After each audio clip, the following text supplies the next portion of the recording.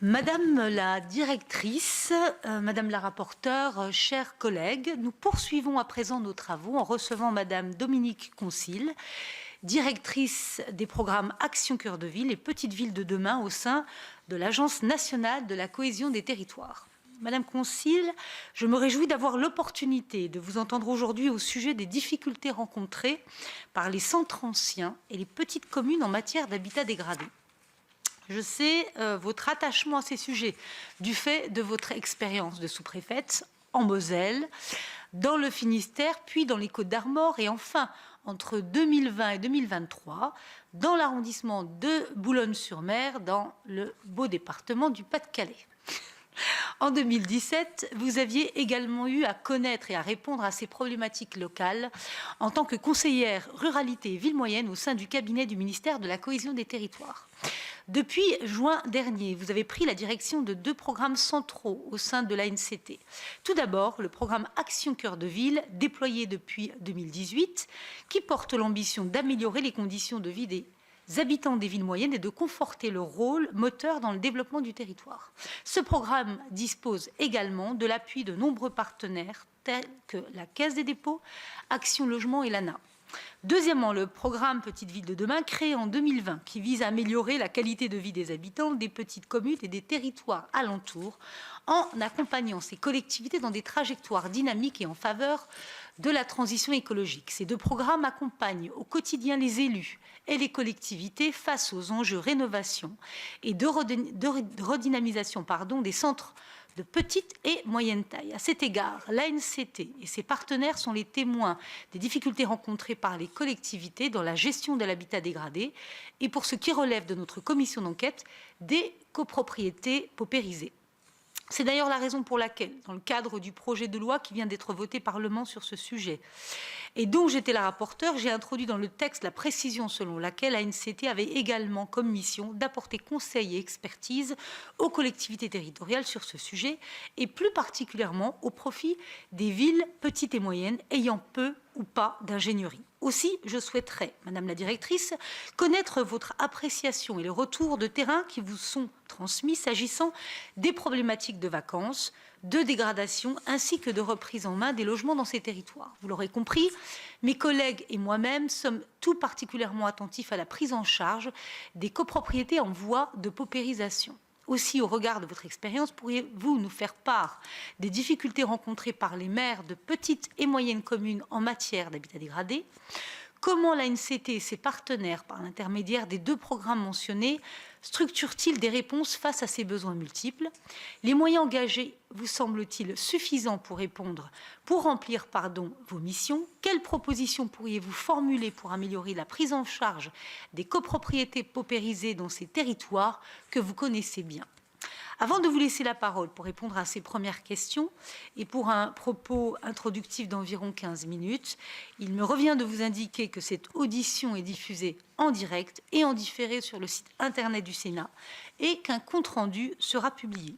Je dois également vous rappeler qu'un faux témoignage devant notre commission d'enquête serait passible des peines prévues aux articles 434-13, 434-14, 434-15 du Code pénal, qui peuvent aller de 3 à 7 ans d'emprisonnement et de 45 000 € à 100 000 € d'amende. Je vous invite donc à prêter serment de dire toute la vérité, rien que la vérité, à lever la main droite et à dire « je le jure ». Je le jure. Merci. Madame, vous avez la parole. Merci Madame la Présidente, Madame la rapporteure, Mesdames, Messieurs. Merci de l'occasion qui m'est donnée aujourd'hui de vous présenter le programme Action Cœur de Ville et le programme Petites Villes de demain, même si je connais votre attachement et votre intérêt pour ces programmes qui existent désormais depuis plusieurs années et qui sont très appréciés par les élus locaux. Madame la Présidente, vous avez rappelé très justement l'objectif du programme Action Cœur de Ville qui vise à tout simplement améliorer les conditions de vie des habitants, à conforter le rôle moteur de ces centres-villes.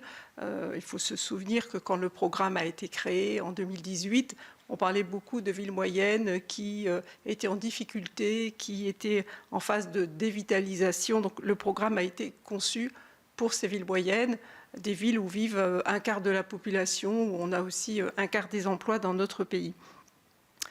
Ce qu'il faut préciser peut-être tout de suite, c'est que ce programme a été élaboré bien sûr pour soutenir le travail qui est porté par les collectivités territoriales. Ce n'est pas un programme descendant, c'est bien les collectivités territoriales, les maires qui portent leur projet de territoire, qui définissent les fiches actions. C'est le même principe pour le programme Petites Villes de demain. Donc ce sont les maires qui portent le projet de territoire, qui définissent les fiches actions. Et pour que ce projet de territoire puisse produire ses effets, vous le savez, dès le départ, 5 axes ont été définis dans le cadre du programme Action Cœur de Ville. Un axe qui concernait justement la réhabilitation et la restructuration de l'habitat dans les centres-villes. C'est un axe fondamental et majeur dans le programme Action Cœur de Ville. C'est également une orientation importante dans le cadre du programme Petites Villes de demain que celui de l'habitat dans les centres anciens. Les autres axes qui concernent le développement économique et commercial, l'accessibilité, les espaces publics, le patrimoine, mais aussi les services publics. Les autres axes ont vocation aussi à agir de manière coordonnée, concertée, afin que l'ensemble des actions qui sont mises en œuvre dans le cadre des programmes Action Cœur de Ville et Petites Villes de demain puissent agir ensemble pour agir sur la revitalisation de ces villes moyennes, de ces petites villes. Ce qu'on constate donc depuis le début du programme, c'est que ce sujet de l'habitat, c'est bien un sujet majeur, fondamental dans les villes moyennes et dans les petites villes. C'est parce qu'on a constaté dans de nombreuses villes moyennes et petites villes un habitat de centre-ville dégradé que ces programmes ont aussi été mis en place. Aujourd'hui, ce qu'on peut constater avec quelques années de recul, c'est que le montant des engagements financiers des partenaires du programme, vous avez justement cité bien sûr l'État, mais aussi la Banque des territoires, l'ANA, Action Logement pour Action Cœur de Ville, pour Petites Villes de demain, c'est l'ANA, c'est la Banque des territoires et le CEREMA. Donc, sur le programme Action Cœur de Ville, depuis 2018, les chiffres à fin décembre 2023 nous montrent que c'est plus de 8 milliards 400 millions d'euros qui ont été mobilisés par l'État et ses partenaires pour accompagner les villes Action Cœur de Ville sur les 5 axes que j'ai cités. Et dans ces 8 milliards 400 millions d'euros, les partenaires qui financent le logement sont majeurs, puisque Action Logement représente 2 milliards 500 millions d'euros et l'ANA à peu près 900 millions d'euros. Donc je ne cite pas non plus les financements des collectivités, départements, régions aussi, qui sont importants et qui accompagnent ces projets de territoire. Je voulais insister là-dessus pour dire que l'axe habitat, logement, il est vraiment fondamental dans le programme Action Cœur de Ville. On a aujourd'hui 244 communes qui sont Action Cœur de Ville et un peu plus de 1600 communes qui sont Petites Villes de demain. Le programme Petites Villes de demain, c'est 3 milliards d'euros sur la durée du programme, avec des engagements financiers qui sont aussi qui sont mis en œuvre à un rythme tout à fait aussi satisfaisant. Si on revient sur le programme Action Cœur de Ville, ce que nous suivons attentivement, c'est le nombre de logements qui sont réhabilités, qui sont reconstruits ou construits par Action Logement. Depuis le début du programme, c'est un peu moins de 30 000 logements qui ont été réhabilités, construits par Action Logement. Et si on regarde le nombre de logements qui ont été accompagnés par l'ANA dans les villes Action Cœur de Ville, c'est un peu plus de 245 000 logements accompagnés par l'ANA. Et on a 226 villes Action Cœur de Ville qui sont couvertes par une OPA. C'est vous dire aussi l'importance de l'action des partenaires de l'État, de l'ANA, d'Action Logement, pour accompagner ce volet habitat-logement dans les villes Action Cœur de Ville. Par rapport au thème qui vous intéresse de ce sujet des copropriétés, de la paupérisation des copropriétés, je voulais aussi attirer votre attention sur le taux de pauvreté dans les villes Action Cœur de Ville. Il faut se souvenir qu'elles ont été sélectionnées à partir de critères aussi de fragilité. Nous avons 50 villes Action Cœur de Ville où le taux de pauvreté est supérieur à 25%. Et dans les villes qui sont les plus pauvres, on note par exemple Denain dans le nord, avec 43% de la population au-dessus du seuil de pauvreté. Creil, encore dans les Hauts-de-France, 38% de la population au-dessus du seuil de pauvreté. Maubeuge, encore les Hauts-de-France. Voilà. Donc on a un nombre important de villes Action Cœur de Ville où le taux de pauvreté est important, ce qui explique aussi l'importance du sujet de traiter les copropriétés dégradées dans ces villes Action Cœur de Ville. Alors, ce dont je voulais peut-être aussi vous parler, c'est le taux de vacances qui est important dans ces villes Action Cœur de Ville. Ça fait partie des sujets qu'on suit très régulièrement, hormis le nombre de logements réhabilités grâce à l'appui l'ANA ou grâce à Action Logement. Quand on regarde le taux de vacances de longue durée dans le parc privé, on voit que le taux dans les villes Action Cœur de Ville est de 4,6%. Ça a légèrement progressé en 2022 par rapport à l'année précédente. Au niveau national, ce taux est de 3,4%. Donc 4,6 dans les villes Action Cœur de Ville, 3,4 au niveau national. Nous avons un taux de vacances de longue durée dans les villes Action Cœur de Ville qui est plus important qu'au niveau national. Et c'est à peu près la même chose aussi dans les petites villes de demain. Peut-être terminer la présentation générale du programme en insistant sur l'accompagnement qui peut être mis en place par l'Agence nationale de la cohésion des territoires dans le cadre des deux programmes. Je peux vous citer par exemple un guide qui a été produit sur le sujet de la reconquête des îlots anciens dégradés, un guide qui a été produit pour les villes Action Cœur de Ville avec la sous-direction des politiques de l'habitat du ministère du Logement, un guide qui présente tout simplement quels sont les dispositifs, quels sont les outils qui existent et qui donne des exemples de bonnes pratiques. C'est une méthode qui est souvent celle utilisée par l'ANCT, diffuser les outils, les méthodes, mais aussi identifier les bonnes pratiques qui sont mises en œuvre dans les villes Action Cœur de Ville ou petites villes de demain. J'en terminerai peut-être là dans la présentation générale. Je peux aussi vous citer quelques chiffres, mais nous y reviendrons peut-être tout à l'heure. Merci. Je laisse la parole à Marianne Margaté, Madame la rapporteure. Oui, merci pour cette présentation. Je voulais savoir, moi, c'est des dispositifs que je connais, que j'ai pas pratiqués, que je connais pas très bien. Vous dites que l'axe habitat est un axe majeur de Action Cœur de Ville ou Petite Ville de demain. Est-ce que, donc, qui est imbriqué parfois avec d'autres dispositifs portés par l'ANA comme l'OPA, est-ce qu'à un moment donné, dans votre diagnostic ou l'étude que vous faites sur le territoire, vous utilisez les répertoires nationaux sur les copropriétés? De quels outils vous disposez, ou histologue, si c'est possible, enfin, de quels outils vous disposez en fait pour qualifier le niveau de paupérisation ou de fragilité ou de difficulté? Est-ce que ce travail est fait en amont?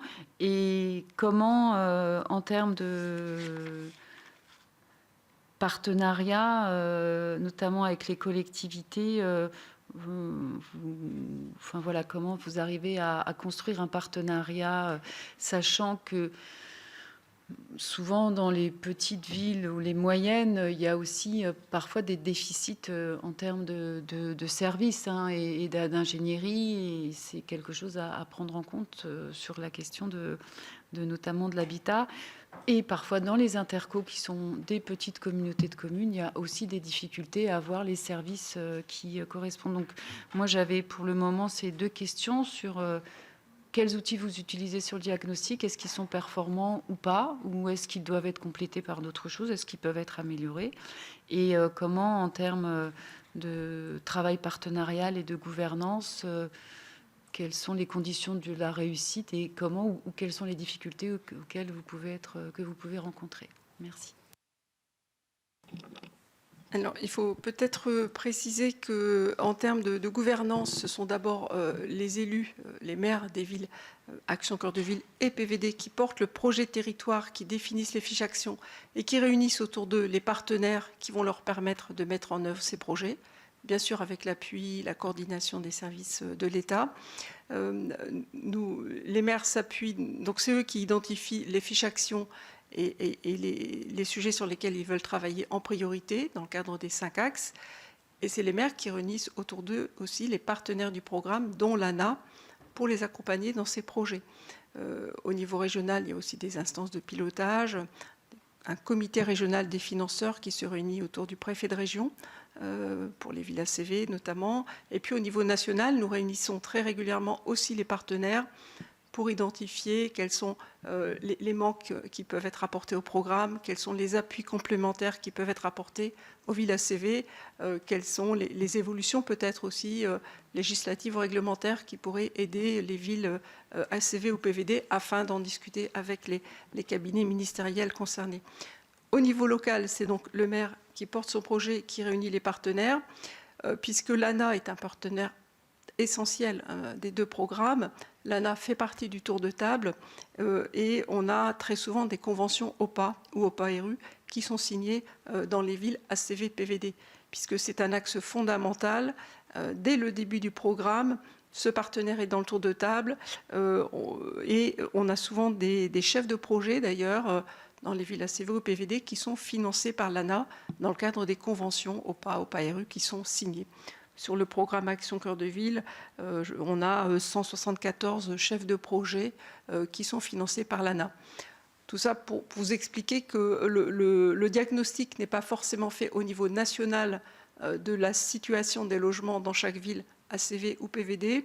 Ce diagnostic, il est fait au niveau local et c'est parce que dès le début de la mise en œuvre de ces programmes, l'ANA est mobilisée, l'ANA accompagne les élus dans le cadre de conventions et que ces conventions sont très souvent associées au démarrage des programmes, aux conventions qui sont signées dans le cadre des programmes Action Cœur de Ville et Petites Villes de demain. C'est la méthode qui est utilisée en fait. Ce n'est pas le niveau national qui fait le diagnostic du nombre de logements à réhabiliter, c'est le maire qui porte son projet de territoire et les partenaires qui sont là localement pour déployer sans tarder tous leurs outils afin d'agir sur ce volet logement dégradé. Je ne sais pas si j'ai répondu à l'intégralité de votre question. Mais est-ce que vous avez, est-ce que dans ce partenariat est-ce que c'est un partenariat sur lequel vous constatez des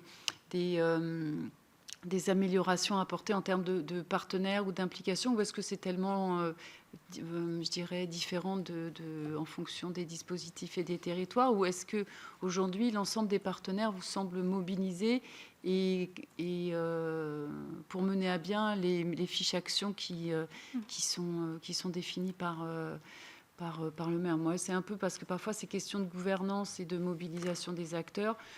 Est-ce que ça vous semble efficient aujourd'hui Alors, au niveau il y a des marges de progrès?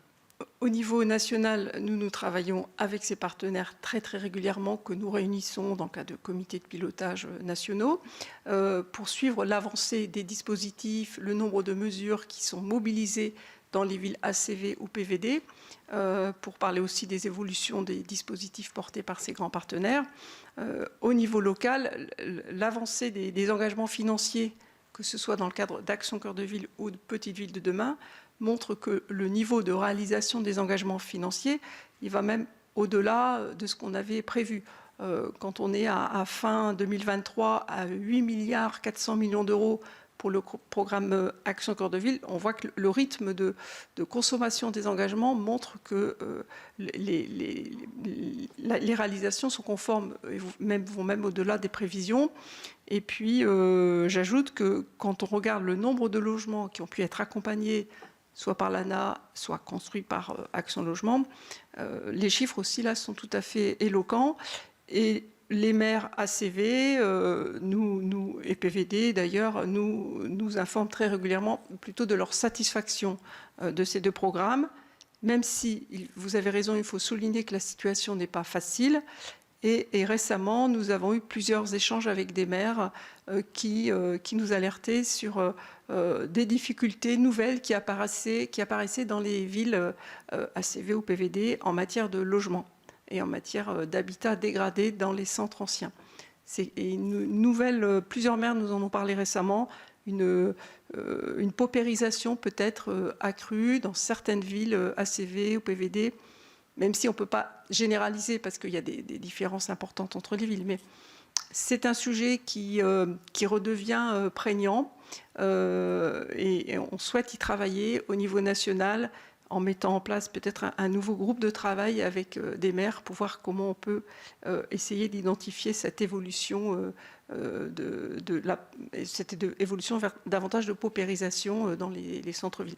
Une paupérisation qui est constatée par les maires sans qu'ils sachent encore exactement à quoi on puisse l'imputer. Si je peux me permettre, au travers de votre réponse, vous anticipez. J'allais vous poser la question de savoir si aujourd'hui vous travailliez spécifiquement sur le sujet. Donc a priori ce n'est pas le cas, vous ne disposez pas forcément de chiffres, de statistiques sur le traitement aujourd'hui d'habitat dégradé et de copropriété dégradée. Je distingue bien les deux parce que vous évoquez, en tout cas dans les chiffres que vous avez donnés tout à l'heure, plutôt des chiffres globaux sur en fait, aujourd'hui, le logement traité soit par l'ANA, vous l'avez dit, vous avez donné aussi des chiffres, en tout cas accompagnés par Action Logement, mais pas de chiffres vraiment sur ou l'habitat dégradé ou en tout cas les copropriétés. Donc aujourd'hui, ça ne fait pas partie d'un de vos axes spécifiques d'accompagnement. En tout cas, ce n'est pas comme ça que vous le traitez aujourd'hui. Donc dans la continuité de ce que je suis en train de dire, ou en tout cas, je vais poser la question encore autrement. Donc, il n'existe pas aujourd'hui, si je comprends bien, d'accompagnement ou d'approche spécifique pour les copropriétés et notamment pour traiter ce phénomène de paupérisation que vous confirmez au travers de ce que vous ont remonté, en tout cas, les élus avec qui vous travaillez. Et puis, autre question, et je vous laisserai répondre sur ces différents points. Je l'ai dit dans mes propos liminaires, notamment ce que nous avons souhaité dans le cadre du PJL que nous avons voté, c'est de rappeler en effet une de vos missions pour l'accompagnement des collectivités qui aujourd'hui manquent d'ingénierie. Vous avez évoqué aussi la possibilité pour vous de financer, par exemple, des chefs de mission. J'ai pu le voir en tout cas sur mon territoire. Est-ce que, à aujourd'hui, deux choses. Est-ce que les dispositifs que vous proposez en matière d'accompagnement sont, selon vous, suffisants pour les collectivités ou est-ce qu'il serait nécessaire d'aller plus loin? Et puis, deuxième question, et là, qui relève de mon expérience passée aussi, c'est cette difficulté de recruter des compétences spécifiques dans certains territoires, puisque même lorsque nous avions le budget pour, nous ne le pouvions pas parce que nous ne trouvions pas des compétences, en tout cas sur en tout cas une partie de nos territoires. Donc, quelle réponse pouvons-nous apporter à ça? Est-ce que vous avez eu l'occasion, parce qu'on a dû vous le dire et le redire, est-ce qu'on a trouvé des pistes, en tout cas, pour pouvoir répondre à cette problématique réelle de nos collectivités? Sur le sujet des chiffres, effectivement, je ne les ai pas donnés, mais je peux vous indiquer que dans le cadre du programme Action Cœur de Ville depuis 2018, donc depuis le début du programme, c'est 1162 copropriétés qui ont pu bénéficier d'un accompagnement. Ça représente 20 790 logements pour un montant total de 171 344 000 euros. Et puis, sur le programme PVD, c'est 229 copropriétés qui regroupent 2493 logements pour 19 millions, enfin un peu moins de 20 millions d'euros. Donc, 20 millions d'euros côté PVD, quand même plus de 171 millions d'euros dans le cadre du programme ACV sur des copropriétés dégradées. Ça montre quand même l'effort important qui a été fait pour ces copropriétés dans le cadre des deux programmes. Et cela en mobilisant pleinement les outils et le droit commun de l'ANA. Comme l'ANA est dès le départ présent, l'ANA mobilise fortement ces outils, et notamment avec des chefs de projet financés par l'ANA pour que les conventions au PAERU soient rapidement opérationnelles et mises en œuvre. Donc, on a ces chiffres qui nous sont donnés par l'ANA, tout simplement. Et puis on pourrait détailler selon les différents axes du plan d'initiative copropriété de l'ANA. Mais donc on a les chiffres pour les villes ACV et PVD. Sur l'accompagnement spécifique, ce qu'on peut dire aujourd'hui, c'est le droit commun de l'ANA qui est pleinement mobilisé pour les villes ACV PVD, puisque c'est un partenaire très engagé dès le départ et dès qu'on commence à travailler sur les plans d'action. Tous les moyens de l'ANA sont mobilisés pour accompagner les villes ACV-PVD. Sinon, le marché d'ingénierie de l'Agence nationale de la cohésion des territoires, puisque je pense que vous faisiez référence à ça, ne comporte pas à ce jour de lots spécifiques dédiés au logement. Il existe des lots sur l'appui au pilotage, des lots sur le montage d'opérations. Je veux parler des lots avec des prestataires qui peuvent accompagner les villes ACV, PVD ou toutes les villes d'ailleurs. Donc on n'a pas de lot pour l'instant spécifique au logement. On a un lot quand même sur la transition énergétique et la gestion énergétique des bâtiments, mais à ce jour, pas de prestations spécifiques dédiées au logement dans le cadre du marché d'ingénierie de l'ANCT qui est mobilisé pour accompagner les villes. Donc on n'a pas de lot non plus spécifique pour les copropriétés. Et d'ailleurs, j'ai regardé dans les différentes prestations qui ont pu être financées par l'ANCT, j'en ai pas trouvé spécifiquement sur des copropriétés, ou alors ce sont des prestations très très en amont, peut-être d'état des lieux ou de diagnostic, mais je pense que c'est aussi cohérent parce qu'on s'appuie beaucoup sur l'ingénierie de nos partenaires, dont l'ANA, qui dispose voilà, des dispositifs, des mesures d'accompagnement existants. Donc j'ai bien noté que dans le cadre du projet de loi qui a été voté, un nouvel accompagnement sur l'habitat dégradé serait confié à l'ANCT.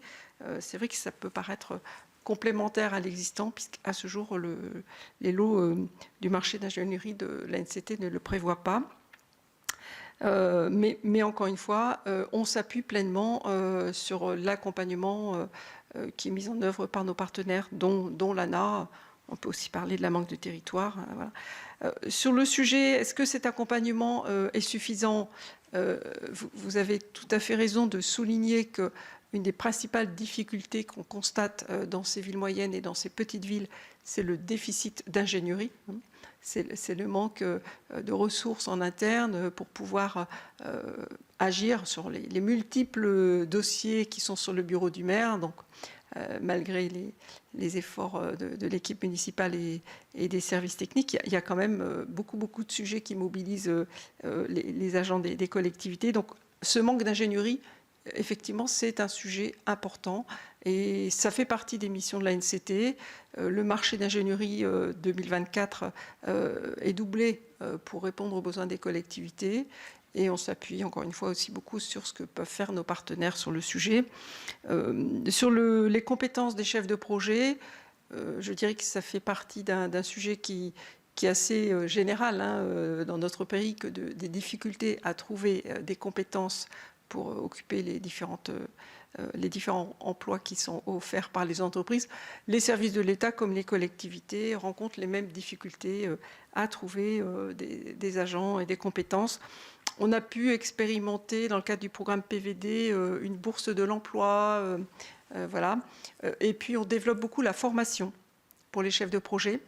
Par exemple, dans le cadre du programme Petite Ville de demain, il y a des formations qui sont mises en place par la Banque de Territoire, il y a des formations qui ont été mises en place aussi par l'ANCT et on développe une nouvelle offre de formation pour renforcer les compétences des agents des collectivités, des chefs de projet. Et l'ANCT va mettre en place avec le CNFPT une nouvelle formation dédiée à tous les chefs de projet, ACV, PVD, voilà. Montagne, CRTE, voilà, pour essayer de remédier à cette difficulté qui est celle du déficit de compétences. Merci. Madame, voilà, ma collègue sénatrice, je ne savais pas si tu voulais la parole ou pas. Madame Audrey Linkenheld. Bonjour à toutes et à tous. J'arrive un peu en cours de route, mais l'agenda sénatorial est ainsi fait. Audrey Linkenheld, donc je suis sénatrice du Nord. Merci pour vos précisions. Si je comprends bien, même si j'ai raté le début de votre intervention, mais si je comprends bien, aujourd'hui, on est finalement capable de dire ce que produisent ces programmes en termes de logements, de bâtiments, voire d'euros mobilisés, mais on n'a pas de mesure de l'effet levier supplémentaire que ces programmes apportent. Autrement dit, est-ce que parce qu'on a un programme Action Cœur de Ville ou Petite Ville de demain, en mobilisant des moyens de droit commun, qui sont effectivement ceux de l'ANA ou ceux de la NCT, est-ce qu'on arrive à faire plus que si ces villes-là mobilisaient justement le droit commun, parce que vous l'avez dit à plusieurs reprises, c'est le droit commun de l'ANA et de la NCT, donc il n'y a pas eu de programmation spécifique adaptée à Action Cœur de Ville ou à Petite Ville de demain. Il y a bien les moyens de l'ANA qu'on vient chercher, ceux de la NCT qu'on vient chercher. Donc, est-ce que je me trompe en disant qu'on n'a pas été mesuré l'effet levier supplémentaire qui est recherché, sans méconnaître par ailleurs l'intérêt de ces programmes que je trouve intéressant. Il n'y a pas de remise en cause là-dessus, mais je pose la question parce que tout le sujet en matière de lutte contre les copros dégradés ou de paupérisation des copropriétés, c'est justement d'essayer de chercher comment on peut faire plus, parce que les moyens sont là. Ils sont toujours insuffisants. On est toujours content quand il y a plus d'euros, plus d'ingénierie, mais enfin, disons que globalement, quand même, la boîte à outils, elle existe, elle s'améliore avec le temps, mais elle existe. Mais tout le sujet, c'est comment on fait pour que justement ces outils sortent de la boîte et ils viennent enclencher des travaux concrètement. D'où ma question. Et moi, j'aurais pensé que justement, dans des programmes Action Cœur de Ville ou Petite Ville de demain, on mesure ça. Donc, c'est ma première question. Et ma deuxième, est-ce que j'ai bien compris dans les exemples que vous avez cités qu'il n'y a pas aujourd'hui d'OPA copro dans aucun des programmes que vous suivez? Vous avez dit à plusieurs reprises OPA, OPA RU, vous n'avez pas cité OPA copro, or ça existe. Donc, est-ce que c'est parce que vous êtes allé vite ou est-ce que parce qu'en effet, il n'y en a pas, auquel cas, c'est quand même, pour moi, un gros point d'interrogation que dans ces villes-là où il y a forcément des petites copros, il y en a peut-être même plus qu'ailleurs, on n'est pas d'OPA copro. Merci. Si c'est déjà pour répondre sur le sujet, bien sûr que c'est l'ensemble des outils de l'ANA qui sont mobilisés et qui sont mobilisés davantage dans les villes ACV et PVD qu'ailleurs, puisque, encore une fois, l'ANA est là dès le démarrage des projets, donc il est davantage présent et davantage mobilisé. Bien sûr qu'il y a aussi des OPA copro mobilisés dans les villes ACV. Sur le sujet moyens supplémentaires, il faut quand même préciser que Action Logement, qui est un acteur majeur en matière de logement, s'est engagé à intervenir dans toutes les villes Action Cœur de Ville. Et grâce au programme, il intervient désormais dans des villes où il n'intervenait pas auparavant. Donc dans la phase 2 du programme Action Cœur de Ville, Action Logement s'est engagé à mettre 1 milliard supplémentaire sur la période 2023-2026. Donc il y a bien des moyens supplémentaires, ne serait-ce que ceux d'Action Logement. Alors on pourrait dire que les moyens supplémentaires d'Action Logement ne sont pas forcément dédié aux copropriétés, puisque vous le savez, Action Logement intervient uniquement sur des monopropriétés et pour des logements qui sont vacants. Ils interviennent pour l'acquisition, l'amélioration ou la réhabilitation d'immeubles entiers pour acquérir des immeubles entiers et les rénover. Mais on a des exemples. Je pourrais vous citer un exemple tout à l'heure ou maintenant d'ailleurs d'une ville ACV où un îlot dégradé a pu être réhabilité grâce à l'intervention d'Action Logement et d'autres partenaires, et parce que c'était une ville Action Cœur de Ville. Auparavant, Action Logement n'allait que dans les villes où ils avaient bien identifié un besoin par rapport au logement des salariés. Ils n'étaient pas présents dans toutes les villes moyennes comme ils le sont aujourd'hui. Or, Action Logement, c'est un partenaire qui a permis d'agir aussi, non pas pour rénover des copropriétés, mais pour procéder à la démolition avec d'autres partenaires, démolition, reconstruction de logements neufs. Donc, il y a eu des opérations dans des villes ACV, notamment avec Action Logement, pour déconstruire complètement et refaire du logement neuf dans les centres-villes anciens.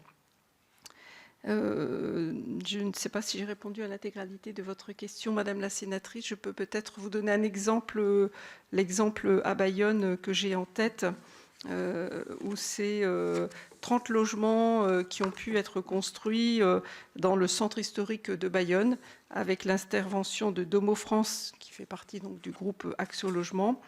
On a déconstruit dans un îlot ancien pour faire des logements neufs en plein centre-ville. Et c'était des copropriétés dégradées. Le coût total de l'opération, c'est 11,9 millions d'euros.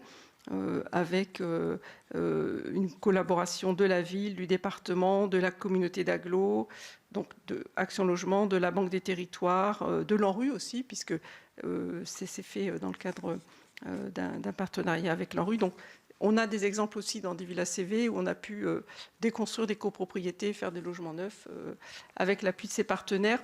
Et je voudrais peut-être terminer sur ce que vous disiez sur la mobilisation du droit commun. On mobilise davantage que le droit commun parce que dans les autres villes, ils partent de zéro. À chaque fois, il faut aller discuter avec l'ANA. Là, le partenaire est présent dès le début du programme, dès la construction des fiches actions, ce qui permet quand même d'avoir des bons résultats en termes de nombre de logements rénovés.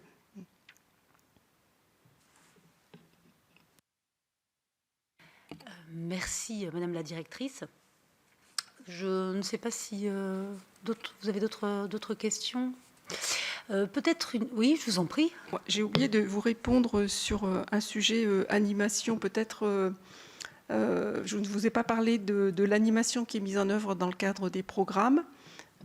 Par exemple, dans le cadre du programme Petite Ville de demain, nous organisons des saisons thématiques. La dernière saison thématique était justement dédiée au logement. Ça veut dire qu'on a organisé un ensemble de sessions, de webinaires, de sessions d'information pour les chefs de projet, pour les maires PVD, mais on le fait aussi pour ACV, afin d'expliquer l'ensemble des outils mobilisables par les différents partenaires. Donc, outiller les chefs de projet, sensibiliser les maires, ça fait partie des actions que nous menons très régulièrement dans le cadre des deux programmes pour essayer de booster la mise en œuvre des projets. Peut-être pour finir, j'aimerais revenir sur un sujet que vous avez évoqué, notamment cette réflexion que vous souhaiteriez lancer suite aux remontées de maires, d'élus sur cette paupérisation de l'habitat, des copropriétés. Parce que vous l'avez entendu, vous nous avez dit que vous étiez vraiment au balbutiement, en tout cas que vous souhaitiez lancer un groupe de travail qui irait dans quel sens? Est-ce que vous avez déjà une idée claire de ce que vous souhaitez lancer? Avec qui? Avec quel partenaire? Et pour quel objectif? Alors, pour l'instant, on n'a pas identifié qu'il s'agissait uniquement du sujet de copropriété. Ce que nous disent les maires, c'est qu'un constat de population qui arrive en centre-ville de plus en plus en difficulté sociale. Ils le constatent par exemple dans les écoles. Il s'agit de logements qui ne sont pas du tout des logements sociaux. Donc ça veut dire que ce sont des logements privés. Donc les maires sont confrontés à des propriétaires privés qui souvent ne remplissent pas leurs obligations, qui ne sont pas responsables et qui louent des logements à des personnes en difficulté, souvent dans des conditions assez précaires. Donc les difficultés que nous remontent les maires, c'est comment réussir à être informés, à identifier ces logements. Il y a un répertoire national pour les copropriétés, mais il n'est apparemment pas totalement exhaustif, et c'est pas forcément que dans des copropriétés non plus que les maires constatent des difficultés. Donc je pense que nous souhaitons identifier peut-être les problèmes spécifiques auxquels sont confrontés les maires, regarder si l'ensemble de la boîte à outils déjà disponible, elle est quand même importante et conséquente. La boîte à outils, je parle de l'ANA notamment, ou de la boîte à outils des autres partenaires. Est-ce que l'ensemble de la boîte à outils est bien mobilisée? Est-ce qu'il ne faut pas aussi mobiliser parfois un peu plus les outils coercitifs? qui sont souvent difficiles à utiliser. Et puis peut-être identifier les bonnes pratiques. C'est quelque chose que nous faisons aussi souvent à l'ANCT. Regarder comment font les maires qui ont réussi à traiter cette problématique, comment ont-ils pu agir, avec quel levier, quel outil, et diffuser ces bonnes pratiques. Merci beaucoup. Écoutez, s'il n'y a pas d'autres questions, me reste en tout cas à vous remercier grandement pour votre disponibilité, pour les éléments, les réponses à apporter.